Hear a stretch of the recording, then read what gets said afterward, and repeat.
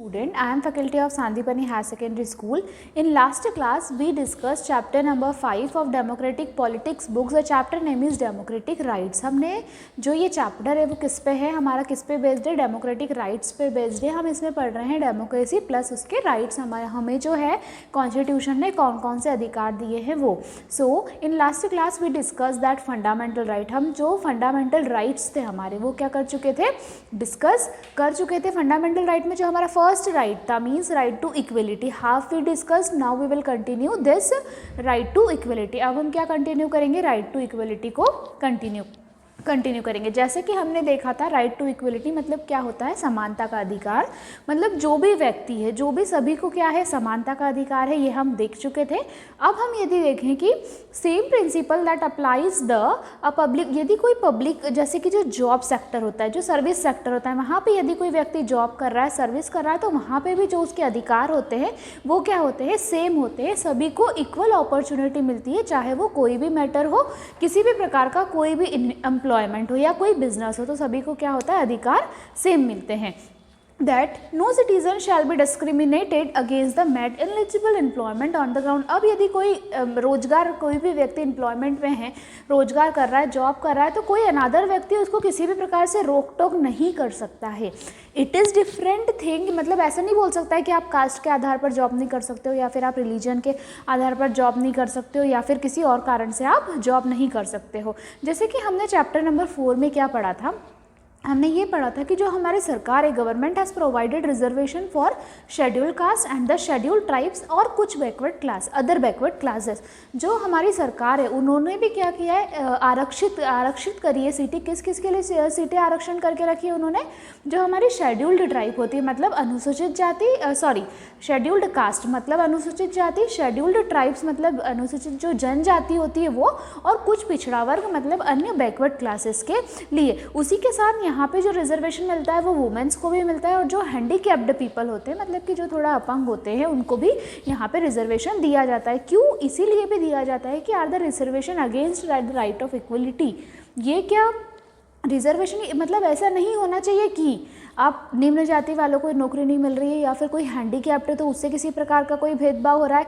They are not for equality does not mean giving everyone the same treatment. मतलब ये बोल सकते हैं कि इक्वलिटी में हर किसी को क्या दिया जाता है, समान अधिकार दिया जाता है. In constitution that says that the reservation of kind are not reservation of this kind right to equal. मतलब अगर हमारा जो कॉन्स्टिट्यूशन है, हमारा जो संविधान है, उसने अधिकार दिए हैं हमको कि सभी को यहाँ पे समान अधिकार है, किसी से भी किसी प्रकार का भेदभाव नहीं किया जाएगा, तो किसी कोई सिटीजन को भी ये अधिकार नहीं बनता है कि वो क्या कर सके, किसी के भी अधिकार का खंडन कर सके. मतलब यदि कोई किसी को जातिगत तरीके से या फिर धर्म के आधार पर या जाति के आधार पर किसी भी प्रकार का कोई वर्ड बोलता है या गलत, तो उसके साथ ऐसा व्यवहार करता है जो उचित नहीं है, तो सामने वाला जो भी व्यक्ति होगा वो क्या कर रख सकता है, उसके लिए एक्शन ले सकता है. ये उसका क्या है, अधिकार है. The principle of non discrimination extend a social life. और कहीं ना कहीं से सोशल लाइफ जो है, सोशल लाइफ भी इक्वलिटी आ गई है. आज हम लोग इतने ज़्यादा पीछे वाली सोच में नहीं है. पहले हम देखते थे बहुत ज़्यादा थोड़ा बैकवर्ड लोगों की थिंकिंग होती थी, तो उससे बहुत सारी प्रॉब्लम क्या करनी पड़ती थी, फेस करनी पड़ती थी. तो ये था हमारा राइट टू इक्वलिटी. हमारे 6 फंडामेंटल राइट जो कि हम पढ़ रहे हैं, जो पहला हम कंप्लीट कर चुके हैं. अब सेकंड फंडामेंटल राइट हम पढ़ते हैं, राइट टू फ्रीडम. मतलब सभी को क्या है, फ्रीडम मीन्स स्वतंत्रता.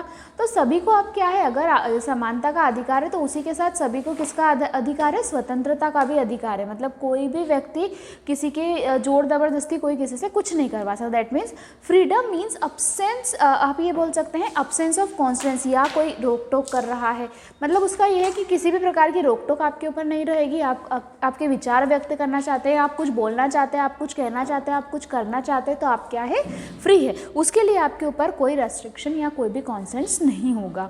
इन practical life means the absence of interference in our affair that other individual in the society but we want to be a free. अब चाहे कोई व्यक्ति हो, या वो इंडिविजुअल अकेला रहता हो, या मतलब न्यूक्लियर फैमिली हो, या फिर तो कोई जॉइंट फैमिली हो, या तो हम एक सोसाइटी में रहते, तो हर एक व्यक्ति क्या चाहता है कि वो फ्री रहे, स्वतंत्र रहे.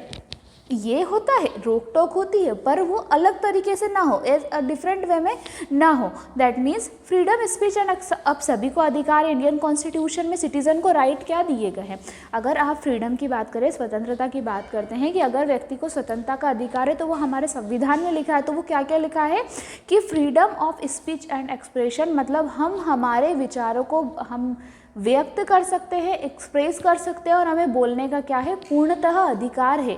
स्वतंत्र हैं हम, जो भी हमारे विचार है हम वो व्यक्त कर सकते हैं। Second, assembly in peaceful manner, अगर आप उसको पीसफुल मैनर में भी कोई भी चीज़ें आप शांति से बोलेंगे, because we are educated people, move freely throughout the country. आप, ऐसा नहीं है कि एक कंट्री से दूसरी कंट्री की और आप नहीं जा सकते, ऐसा कुछ भी नहीं है, आपके ऊपर कोई बाउंडेशन नहीं है। देखो फॉर एग्जाम्पल, अभी आप यहाँ जॉब कर रहे हैं, लेकिन हो सकता कि आपका कहीं और ट्रांसफ़र हो गया, तो आप क्या करोगे, क्या आप मूव नहीं करोगे, आप करोगे, और उसके लिए क्या आपके पास कोई बाउंडेशन होगा।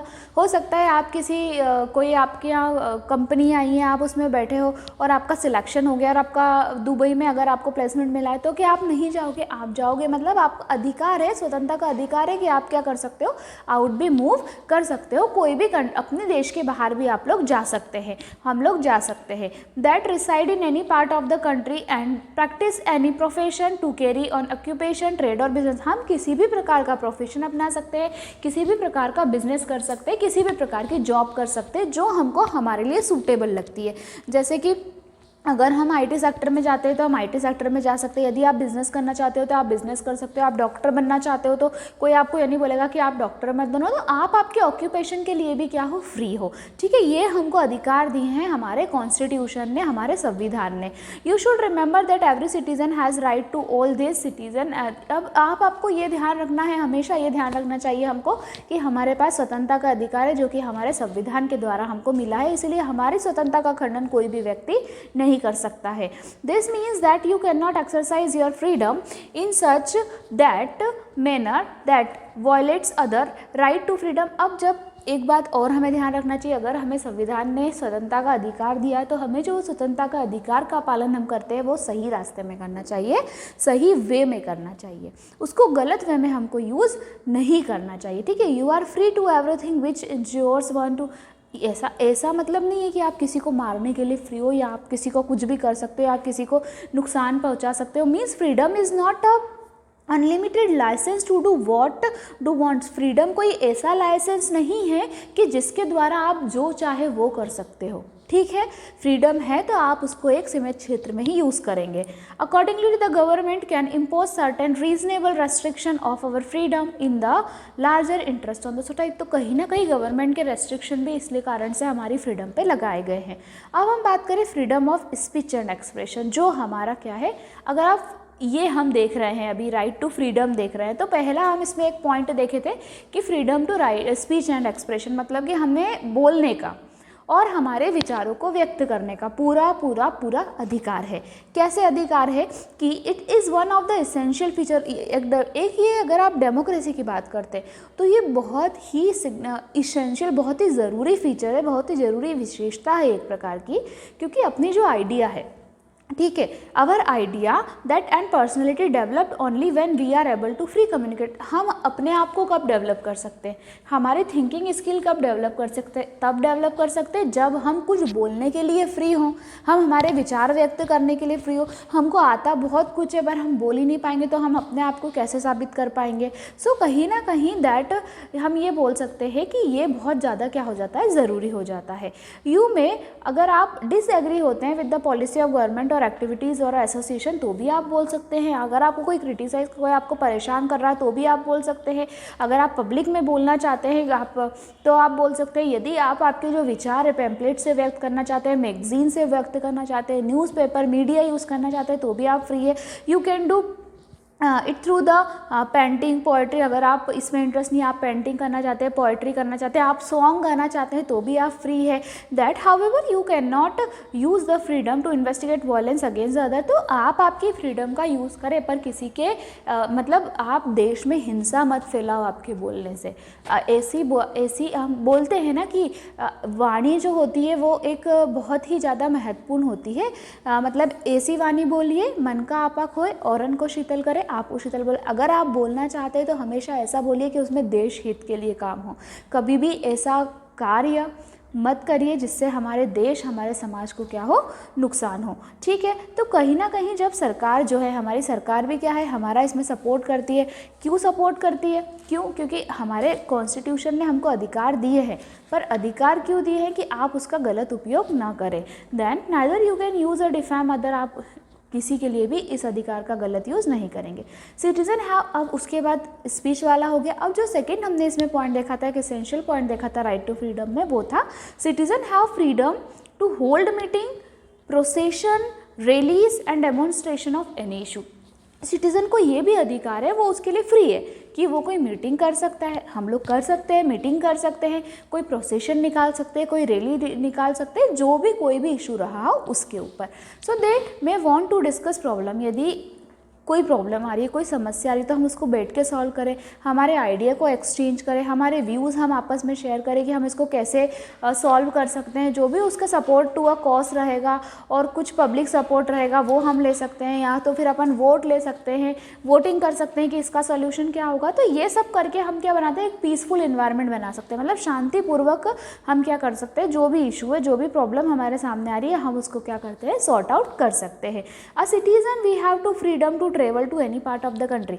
अब हम राइट टू फ्रीडम पढ़ रहे हैं, मीटिंग वाला हो गया और बोलने का अधिकार हो गया। उसके बाद हम देखते हैं कि हर एक नागरिक को यह अधिकार है कि वो देश के किसी भी भाग में क्या कर सकता है, ट्रेवल कर सकता है, यात्रा कर सकता है।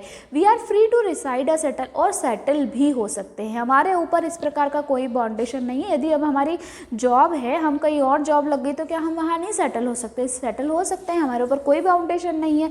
Let us say the person who belong to a state of Assam want to start a business in Hyderabad.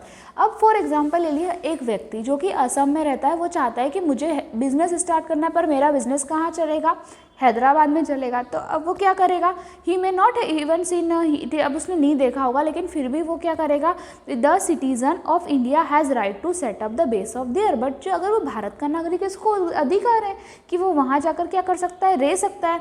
The right allows lack of the people migrate from village to towns and a poor region of the countries and prosper region and a big cities. आज हम ये देख रहे हैं कि बहुत छोटे छोटे गांवों से लोग आकर कहाँ बस गए, शहर में बस गए। तो क्या वो शुरू से गांव में रहते, तो क्या उनको गांव में रहने का अधिकार था?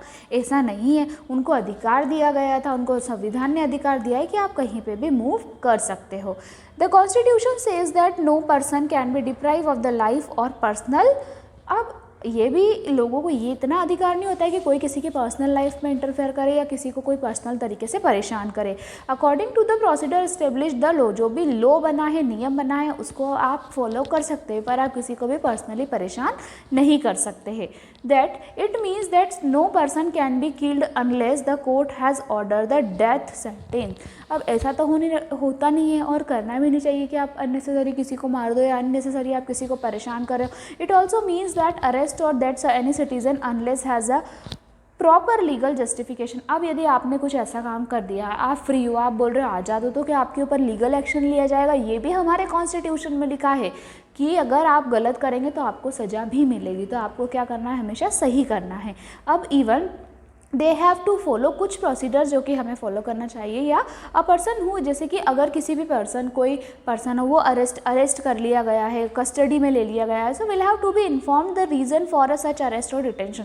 तो सबसे पहले वो रीज़न उस व्यक्ति को भी पता होना चाहिए कि उसको क्यों अरेस्ट किया है, उसको क्यों हिरासत में ले लिया गया है। ठीक है, तो ये हमारा राइट बनता है कि हमें पता हो कि हमें हिरासत में क्यों लिया है, हमें अरेस्ट क्यों किया है। पर अननेसेसरी यदि आप क्राइम करेंगे तो पुलिस जो आपके लॉ है वो बनेंगे कि लोग आपके साथ क्या होगा, न्याय ही होगा। Then a person who is arrested detain shall be produced before the nearest magistrate that within a period of 24 hours of arrest. Such a person has to right to consult a lawyer and engage a lawyer for a big defence. तो कहीं ना कहीं ऐसा थोड़ी है कि वो व्यक्ति अगर निर्दोष है तो उसको सज़ा मिलेगी, वो अपने लॉयर से कर सकता है ना, लॉयर से बोल सकता है कि पहले लॉयर से मीटिंग करके कि ऐसी ऐसी प्रॉब्लम है, लॉयर उसको क्या कर सकता है, सॉर्ट आउट कर सकता है। सो इसमें हमने देखे कि अब हमने बहुत सारी चीज़ों की बात करी। इसके पहले हमने गोंटामो वाला भी एक केस देखा था, कोसोवो वाला भी देखा था। तो victims of both this cases faced a threat to most basic of the liberties and the protection of individual life and personal liberty. ठीक है, तो ये जो हमारा था, ये क्या था, हमारा राइट टू फ्रीडम। अब जो हम नेक्स्ट डिस्कस कर रहे हैं वो राइट अगेंस्ट एक्सप्लॉयटेशन। ठीक है, ये कि आप किसी का भी शोषण नहीं कर सकते हैं। आपको ये अधिकार ही नहीं है कि आप किसी का क्या करो, शोषण करो। किसी भी प्रकार से आप किसी का शोषण नहीं कर सकते हैं। Once the right to liberty and equality is granted, जब इक्वलिटी का अधिकार मिला हमको, फ्रीडम का अधिकार मिला, तो it follows that every citizen have right not to be exploited. तो उस समय किसी को भी ऐसा अधिकार नहीं है कि आप किसी और का शोषण कर सकते हैं। The constitution makers thought it was a necessary rout down certain clear provisions to prevent exploitation the weaker section of the society. बहुत ही मतलब कि संविधान में भी हमारे लिखा गया है कि जो व्यक्ति जो सोसाइटी में जो वीकर सेक्शन में आते हैं उनको प्रोटेक्ट करके रखना है। ऐसा नहीं हो कि कास्टिज्म के आधार पर या रिलीजन के आधार पर लोग क्या करें, शोषण करना चालू कर दे। The constitution mention 3 specific evils and declare this. कुछ कॉन्स्टिट्यूशन ने क्या किया था, अगर हम बात करें कि स्पेसिफिक इवल्स, और उन्होंने ये डिक्लेयर किया था कि दिस इज़ इलीगल। अगर आप किसी का शोषण कर रहे हो तो ये लीगल नहीं है, ये क्या है, इलीगल है। First, the constitution prohibits traffic. तो कहीं ना कहीं ये जो एक्सप्लॉइटेशन, जो शोषण था, वो एक कॉन्स्टिट्यूशन के लिए रुकावट बन गया था। जो ह्यूमन बींग है, यदि हम लोग सब साथ में रहते हैं, अगर हम ही किसी व्यक्ति का शोषण करेंगे तो वो हमारे देश के जो हमारा डेवलपमेंट है उसमें भी रुकावट बनेगा। कहीं ना कहीं the first constitution prohibits traffic in the human being. Traffic means that selling and buying of human being. कहीं ना कहीं ये हुआ था, अगर लोग हैं, लोगों को खरीदना बेचना, तो ये एक प्रकार से क्या हो गया, शोषण हो गया, लोगों का शोषण करना हो गया। That means usually women for immortal person. आज हम देखते हैं जो कुछ महिलाएं जो होती है, महिलाओं का शोषण बहुत ज़्यादा किया जाता है।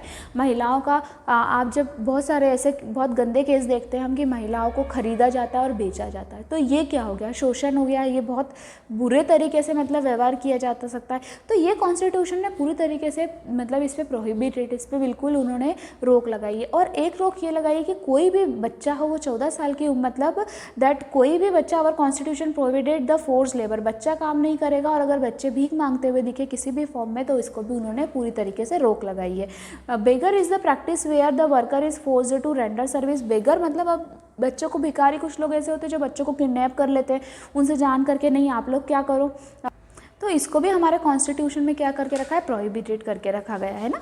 और उसी के साथ and the master free to charge at a, और हम इसके लिए क्या कर सकते हैं, एक्शन ले सकते हैं। When this practice take place a life long basis, it is called the practice of bonded labour. अगर अब कंटिन्यू ये बच्चा शुरू से लेकर आखिर तक कर रहा है तो वो लाइफ लॉन्ग ही करेगा, तो वो बॉन्डेड लेबर बन जाता है। फाइनली द कॉन्स्टिट्यूशन, और उसी के साथ जो हमारा कॉन्स्टिट्यूशन है उसने एक और चीज़ को निष्कासित करके रखा है, वो है चाइल्ड लेबर, मतलब बाल मजदूरी। आप किसी भी बच्चे से क्या नहीं करवा सकते, बाल मजदूरी नहीं करवा सकते। No can employ the child. कोई भी व्यक्ति, अगर ऐसे व्यक्ति मतलब ऐसे बच्चे जिसकी 14 साल से कम उम्र हो, 14 साल से कम उम्र के बच्चों को यदि आप रोजगार, आप मतलब आपकी जगह पे रोजगार देंगे या वो बच्चे काम करेंगे, तो आपके ऊपर क्या की जाएगी, कानूनी कार्रवाई की जाएगी। एंड दैट आज बहुत सारे रेलवे स्टेशन पे हम देखने को मिलते हैं, बस स्टैंड पे हमको देखने को मिलता है। Using the basic many laws has been made prohibited children from the working. तो ऐसे बहुत सारे नियम बने हैं जिसके थ्रू हम बच्चों को क्या करें, इस चीज़ों से निकाल के ला सकते हैं, ठीक है। तो राइट अगेंस्ट एक्सप्लॉइटेशन में हमने क्या देखा कि यदि रिलेटेड टू वुमेन हो गया, रिलेटेड टू चिल्ड्रन हो गया, रिलेटेड टू बेगर हो गया, ये हमको क्या करना है, नहीं करना है। ये सब किस में आते हैं, राइट अगेंस्ट एक्सप्लॉइटेशन में आते हैं। तो जो हमारा नेक्स्ट टॉपिक है वो हम डिस्कस करेंगे नेक्स्ट क्लास में। This topic is completed. Thank you so much.